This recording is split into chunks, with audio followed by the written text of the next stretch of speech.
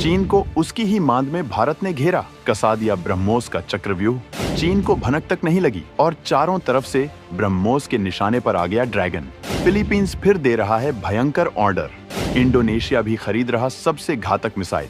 दोस्तों, ये तो हम सभी जानते हैं कि अपनी जरूरतों को पूरा करने के लिए किसी भी चीज को लेकर हमारा दूसरे देशों पर डिपेंड रहना बेहद रिस्की है। कई बार ये देश इसी का फायदा उठाने की कोशिश करते हैं और ऐसा क्रूड ऑयल के मामले में भारत के साथ हो भी चुका है, जिसका भारत ने मुंह तोड़ जवाब दिया। स्पेशली अगर हम डिफेंस सेक्टर की बात करें तो इस क्षेत्र में तो किसी देश के ऊपर डिपेंड होना बहुत बड़ा रिस्क हो सकता है, जैसा कि हमने रशिया, यूक्रेन, इजराइल, हमास और अजरबैजान अर्मेनिया के केस में भी देखा। डिफेंस इक्विपमेंट या वेपन देश की सुरक्षा में यूज किए जाते हैं, इसलिए ये जरूरी है कि इन्हें पूरी तरह अपने ही देश में बनाया जाए। दरअसल हमारी जानी मानी मिसाइल ब्रह्मोस सुपरसोनिक के कई पार्ट्स और फ्यूल के लिए हम रशिया पर डिपेंडेंट हैं, जो कि हमारे लिए काफी रिस्की है। लेकिन अब जो खबर निकलकर सामने आ रही है वह भारत के लिए काफी अच्छी है। दरअसल अब भारत ने ब्रह्मोस सुपरसोनिक मिसाइल के लिए यूज में आने वाले फ्यूल की टेक्नोलॉजी को भारत में डेवलप कर लिया है। इसके बाद हमारी रशिया पर डिपेंडेंसी खत्म हो जाएगी।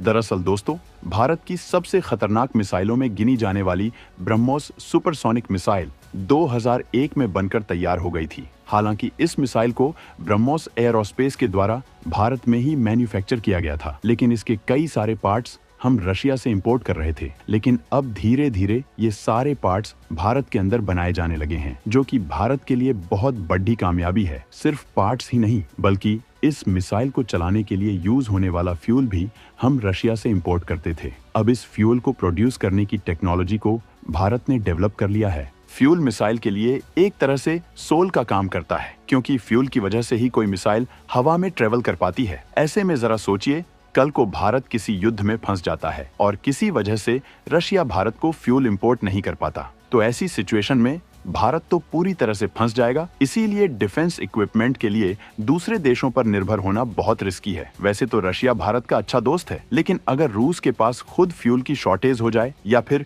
चीन की वजह से रूस भारत को फ्यूल देने से मना कर दे, तो ऐसे में भारत को ऐसी सिचुएशन के लिए पहले से ही तैयार रहना बहुत जरूरी है। इसी वजह से DRDO कई सालों से ये कोशिश कर रहा था कि हम ब्रह्मोस मिसाइल के फ्यूल को भारत में ही बना पाए। अब आखिरकार भारत को इसमें कामयाबी मिल गई है और DRDO ने ब्रह्मोस मिसाइल के फ्यूल को प्रोड्यूस करने की टेक्नोलॉजी को डेवलप कर लिया है। 2001 में पहली ब्रह्मोस मिसाइल लॉन्च हुई थी। तब से लेकर आज तक हम ब्रह्मोस मिसाइल के फ्यूल के लिए रशिया पर डिपेंडेंट थे, यानी कि 23 साल बाद भारत को इसमें सक्सेस मिली है। ब्रह्मोस मिसाइल के कई वेरिएंट आज के समय में इंडियन आर्मी, इंडियन एयरफोर्स और इंडियन नेवी यानी तीनों सर्विसेज में हैं। यहाँ तक कि हम ब्रह्मोस मिसाइल को दूसरे देशों को एक्सपोर्ट भी कर रहे हैं। ऐसे में ब्रह्मोस क्रूज मिसाइल के लिए फ्यूल की टेक्नोलॉजी डेवलप करने से भारत को बहुत फायदा होने वाला है और भारत के कई बिलियन डॉलर भी बचेंगे। वहीं आज के समय में हम ब्रह्मोस क्रूज मिसाइल के 80% पार्ट्स तो भारत में ही बना रहे हैं, लेकिन फिर भी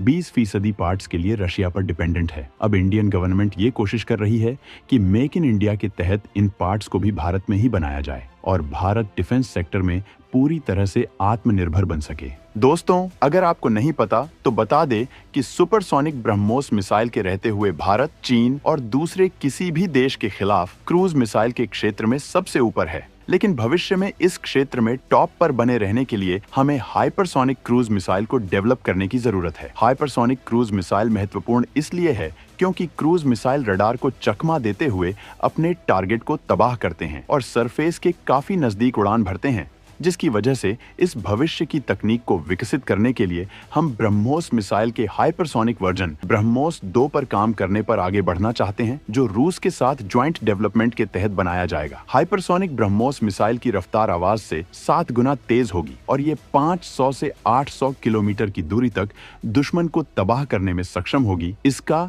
एक एक्सपोर्ट वर्जन भी तैयार किया जाना है, जिसकी मार्क क्षमता 290 किलोमीटर तक सीमित रहेगी और ये ब्रह्मोस 2 मिसाइल हमारे ब्रह्मोस मिसाइल प्रोग्राम का नेक्स्ट लेवल होगा। दोस्तों, भारत ने 2016 Bharat missile technology control regime का सदस्य बना। उसके बाद से भारत ने ब्रह्मोस की रेंज को बढ़ाने के लिए काम करना शुरू कर दिया है।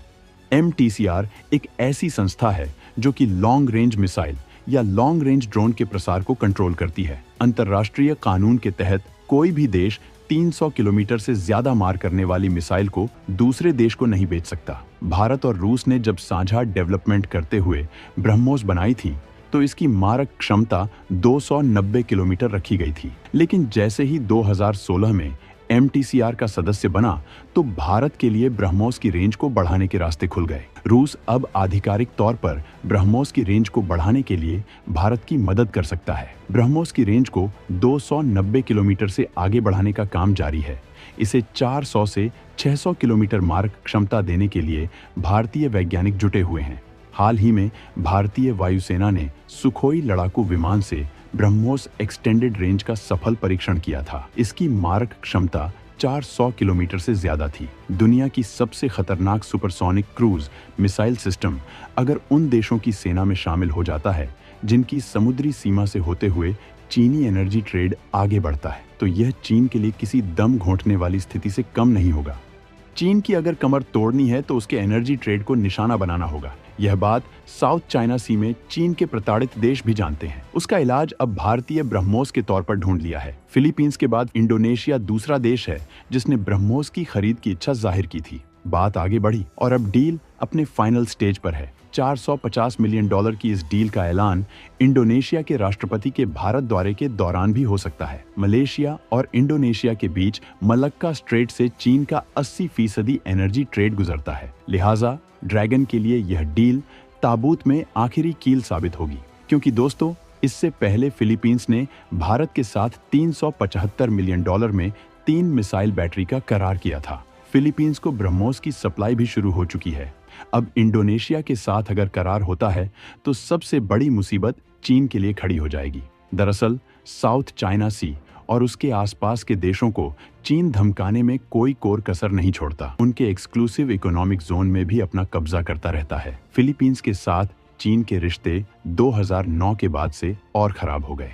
चीन ने नया नक्शा जारी किया जिसमें साउथ चाइना सी में नॉर्थ लाइन लगाकर अपना इलाका बता दिया। इसके तहत फिलीपींस के द्वीपों और ईजे का हिस्सा भी आता है। चीन के हिसाब से पर कब्जा जताने के लिए फिलीपींस, वियतनाम, ताइवान और मलेशिया के समुद्री क्षेत्र पर कब्जे की संकट बढ़ गया है। अब फिलीपींस को ब्रह्मोस मिलने के बाद से राहत है। दोस्तों, चीन सागर और इसके आसपास के समुद्री इलाके में चीन के खिलाफ सुपरसोनिक ब्रह्मोस चक्रव्यूह तैयार हो रहा है। चीन की घेराबंदी हो रही है, यह कहना गलत नहीं होगा। फिलीपींस को ब्रह्मोस मिलने शुरू हो चुके हैं। इसके अलावा ब्रह्मोस मिसाइल में कई और देशों ने भी रुचि दिखाई है, जिसमें इंडोनेशिया, थाईलैंड, यूएई सहित कई देशों हैं। ब्रह्मोस के तीनों वर्जन, जिसमें जमीन से मार करने, समंदर से और हवा से दागे जाने वाली मिसाइल को भारतीय सेना के तीनों अंगों में शामिल किया जा चुका है। इसकी खासियत ही यह है कि इसकी स्पीड को रडार के जरिए पकड़ पाना भी संभव नहीं होता। भारतीय वायुसेना की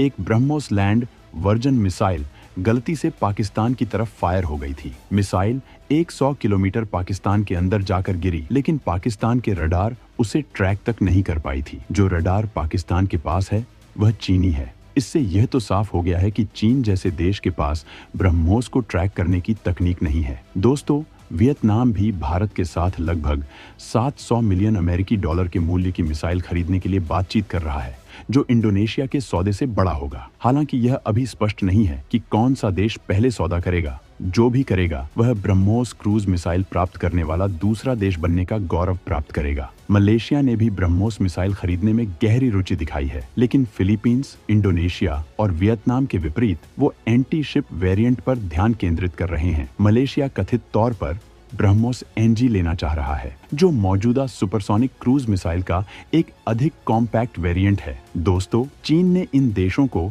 ब्रह्मोस मिसाइलों के निर्यात पर चुपचाप आपत्ति जताई है। कुछ रिपोर्टों के अनुसार चीन ने इन बिक्री को रोकने के लिए मॉस्को से भी संपर्क किया, लेकिन ऐसी आपत्तियां अब फीकी पड़ गई हैं और लेन देन पर कोई महत्वपूर्ण प्रभाव नहीं पड़ा है।